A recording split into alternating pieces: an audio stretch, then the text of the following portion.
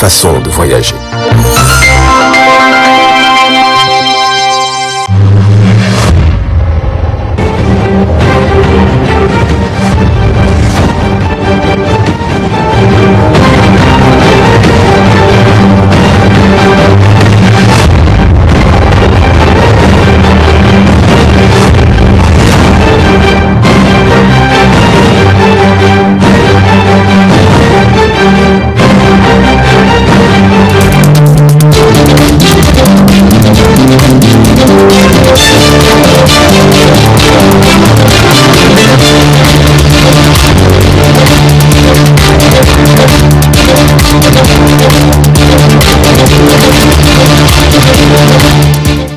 Messieurs, dames, bonsoir, bienvenue à cette édition de 20h15 sur le miroir de la femme Tambara de ce jour, mercredi 22 février 2023, que j'ai l'immense plaisir de vous présenter. Cela dit, nous démarrons cette actualité avec la remise officielle de 71 véhicules, 498 motos et 270 réfrigérateurs solaires au ministère de la Santé publique en ce jour mercredi 22 février 2023 au garage Serpent. Ce don au profit de la République du Niger a été possible grâce au soutien du ministre des Affaires étrangères de la République fédérale d'Allemagne et de la KFC à travers l'UNICEF. Financé par le gouvernement de la République fédérale d'Allemagne et de la KfW, l'UNICEF fait une remise de 111 véhicules, 270 réfrigérateurs solaires et 498 motos au ministère de la Santé publique, de la Population et des Affaires sociales, destiné à la direction des immunisations et aux 64 districts sanitaires des 8 régions du Niger. Ce don d'un montant total de $19 s'inscrit dans le cadre du projet soutenir la logistique de la vaccination au Niger. Au cours de la décennie, le Niger a été affecté par différents chocs, à savoir des urgences chroniques et récurrentes et la pandémie du Covid-19, la dernière en date aggravée par des vulnérabilités multidimensionnelles, des chocs climatiques et des déplacements de population en raison de l'insécurité ou des inondations. La pandémie de Covid-19 a profondément affecté l'économie, dégradé les moyens de subsistance, exacerbé les vulnérabilités et augmenter les besoins de protection des enfants et des femmes avec une perturbation du système de santé. Dans ce contexte, le gouvernement du Niger met de plus en plus l'accent sur le renforcement du système de santé à travers des approches multisectorielles qui peuvent être utilisées pour faire face aux situations d'urgence récurrentes en insistant sur la lutte contre les causes profondes, l'atténuation des risques et l'amélioration de la préparation. À terme, cela permettra ainsi de renforcer la résilience globale des populations. L'Allemagne a souhaité se positionner sur un besoin crucial au Niger, celui de l'accès facilité à la santé pour tout un chacun. Au Niger, seulement 38% d'enfants de 12 à 23 mois sont complètement vaccinés et plus de 3% d'enfants n'ont jamais été vaccinés. L'accès à la santé est un besoin et un droit fondamental. C'est dans ce cadre qu'une approche basée sur le renforcement des capacités des régions et districts du pays a été adoptée. Ces partenaires souhaitent ainsi mettre en avant le besoin crucial de faciliter l'accès à la santé de la mère et de l'enfant sur le plan national.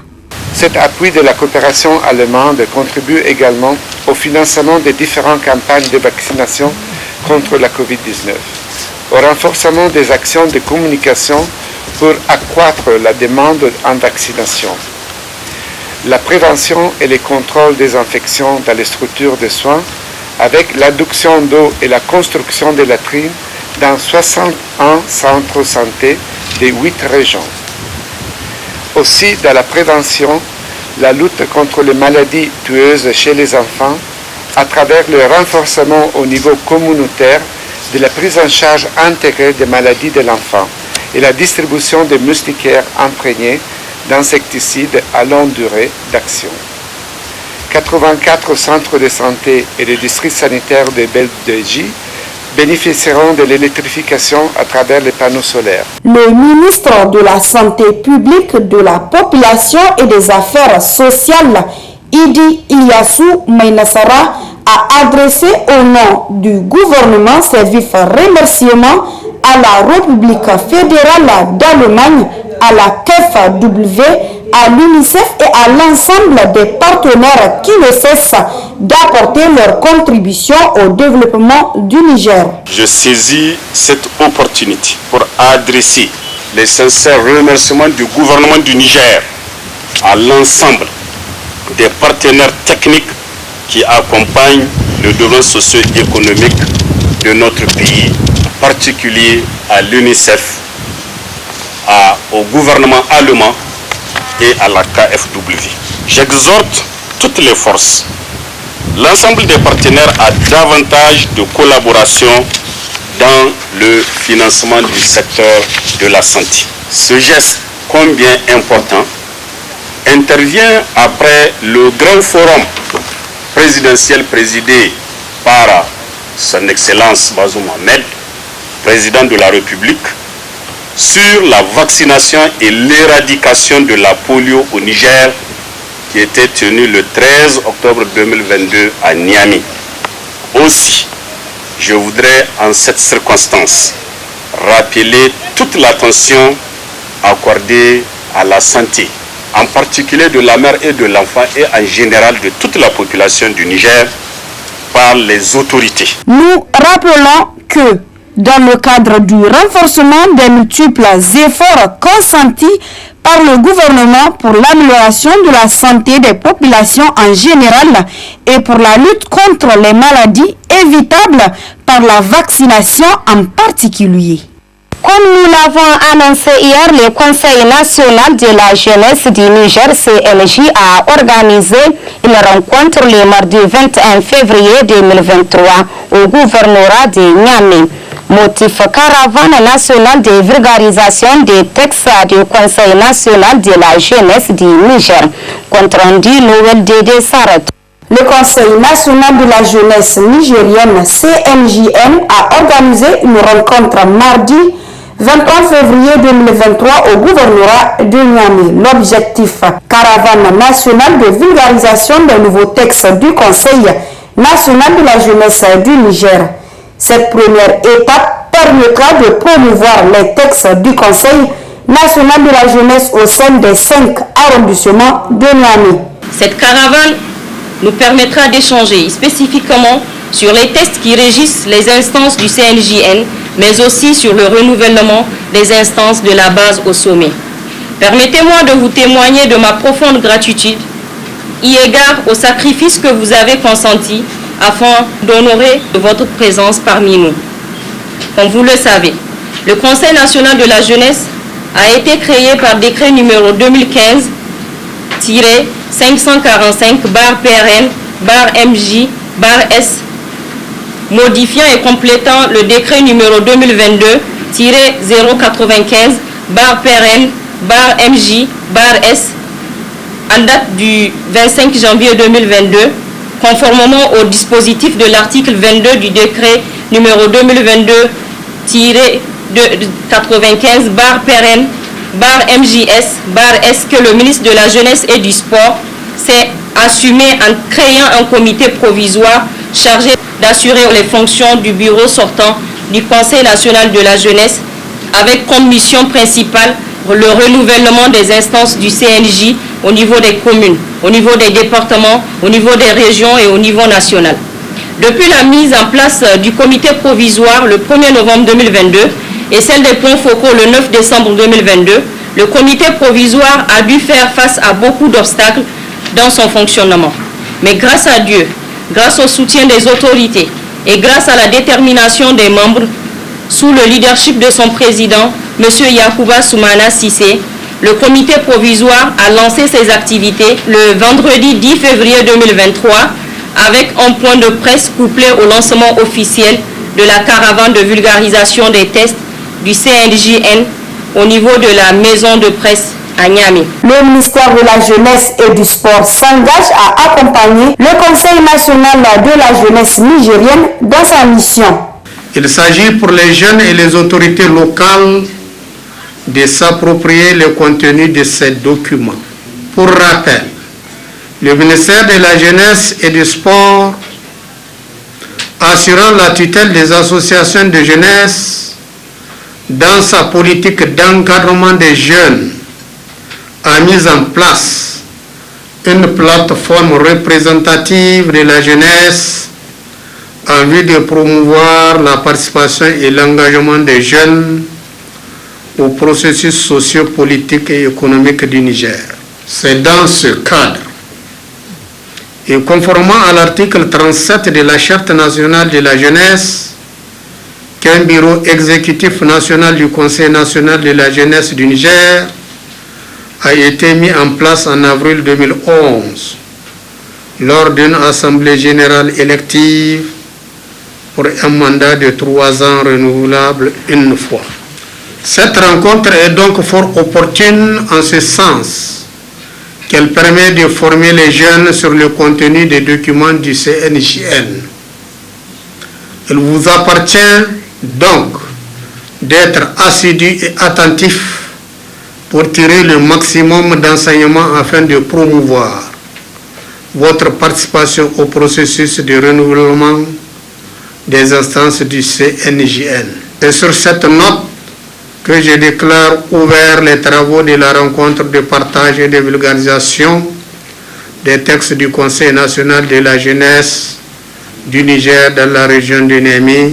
Après ce lancement officiel, la caravane va se poursuivre dans toutes les 8 régions du Niger afin de faire connaître les textes du CNJN avant les élections prochaines.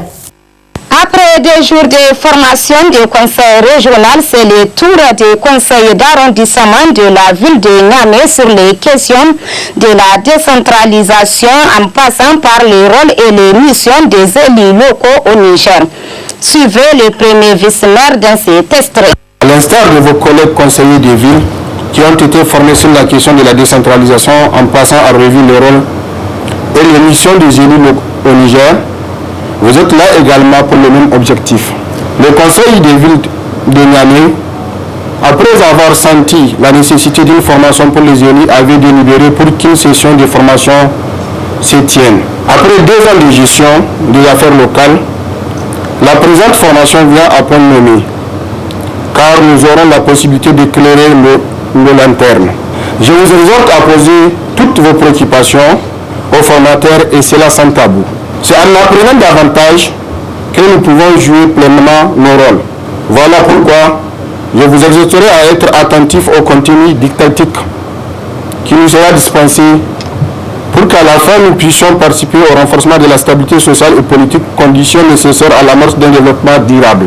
L'élaboration et la mise en œuvre des plans par des organes ayant en charge la gestion des affaires locales constitue une forte expérience de planification et de gestion du développement local. C'est sur cette clarification de la mission des élus que je déclare ouverte la session de formation de conseil d'arrondissement de la ville de Niamey. Le syndicat national des travailleurs de mines du Niger réuni ce mercredi 22 février 2023 dans les locaux de l'ISTM a rendu public la déclaration dont je vous invite de suivre un extrait. Exécutif du syndicat national des travailleurs des mines du Niger, Saint-Ramin, rend la déclaration dont la teneur suit. Considérant les conventions 87 et 98 de l'OIT portant sur la liberté syndicale et la protection du droit du syndical, le droit d'organisation et de négociation collective ratifié par le Niger, considérant la Constitution du 25 novembre 2011, considérant le Code du travail et sa partie réglementaire, considérant l'insécurité grandissante dans le pays, considérant les problèmes au niveau de l'éducation, considérant l'économie de manière générale, considérant la situation dans le secteur des mines au niveau national. Insécurité. Profondément meurtri et indigné devant l'insécurité toujours grandissante dans le pays, le Centramine appelle le gouvernement à écouter le peuple désespéré devant les massacres des FDS et des civils. Les forces étrangères ont entraîné des pays comme la Libye dans le désastre social. Nous réclamons le départ préparé de ces forces et le renforcement des capacités de nos FDS, seule condition de sécurisation efficace et de développement probant de notre cher pays, le Niger. Au niveau des sociétés minières, vu les accords fixant les conditions de licenciement pour motifs économiques des agents Cominac présents aux effectifs en date du 31 mars 2021, vu le non-respect de certains accords, notamment la rétrocession des logements, la rétrocession du matériel non utilisable pendant le réarmement du site RDS, vu la vente du minerai fine d'Exor par la Cominac, vu le démantèlement de l'usine et des autres installations industrielles de Cominac, vu la démolition de 283 logements Cominac, vu la psychose que traverse la Sopamine SA du fait de la détermination du prix Niger de l'uranium, vu la hausse du prix de l'uranium sur le marché mondial, vu les difficultés que connaît la Somaïr, production et inflation, vu la création des centrales solaires dans la région d'Agadez, vu les risques que présente le procédé dit in situ envisagé à Imoraren, vu les non-versements des cotisations sociales CNSS par les services tampons de MCC Malbaza, vu le non-respect par la PCA de la mine Samira des principes de gestion d'une société anonyme exigés par la loi minière et tous les textes de l'OADA et de l'UMOA, vu la dégradation de la situation sécuritaire autour de la mine Samira, vu le non-respect par la SML des engagements pris lors des différentes réunions de conciliation avec le personnel et même avec l'État du Niger, vu le manque d'investissement tant au niveau de l'usine que de la mine de Samira depuis plus de 3 ans, vu qu'aucun travail d'exploration n'a été mené depuis la reprise de la SML par McNickel, alors même que la société dispose de 10 permis miniers, amoindrissant ainsi les chances de survie de l'entreprise, vu le non-versement régulier par la SML des cotisations sociales depuis plus de 3 ans, le Ben Centramine, à l'égard de l'État du Niger, exige des conventions dans un esprit imposé de partenariat gagnant-gagnant, exige la création de sociétés étatiques d'exploitation, de transformation et de commercialisation de nos matières premières, exige l'enrôlement de chaque brave valide sans emploi dans des programmes de développement de base au niveau de chaque ville et village dans les domaines de l'agriculture, l'élevage et l'industrie. Exige du gouvernement le sauvetage de la Sopamine malgré le contexte des prix déjà signés et met en garde toute action du ministère des Mines ou d'Orano visant à liquider la Sopamine. Exige du gouvernement de contribuer efficacement à la prospérité de Somaïr. Exige du gouvernement de prendre toutes les dispositions sécuritaires pour permettre la continuité des activités de la SML au vu de sa position géostratégique.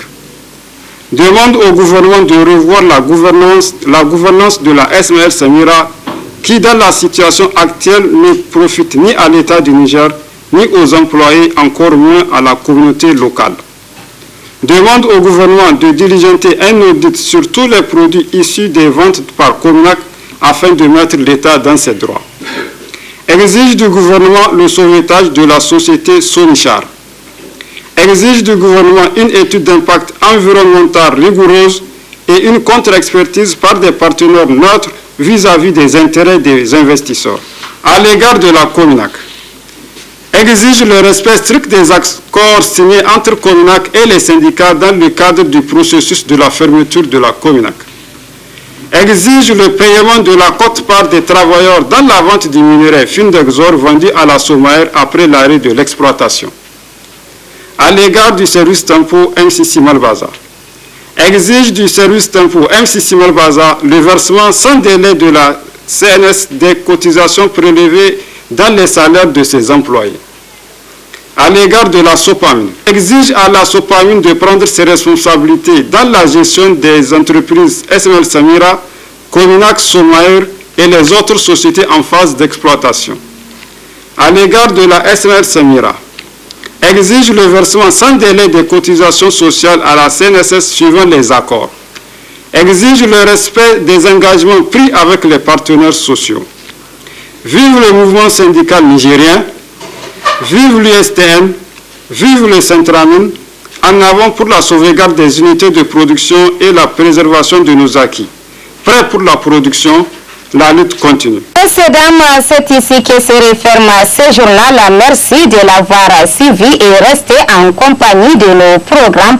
Excellente nuit à tous.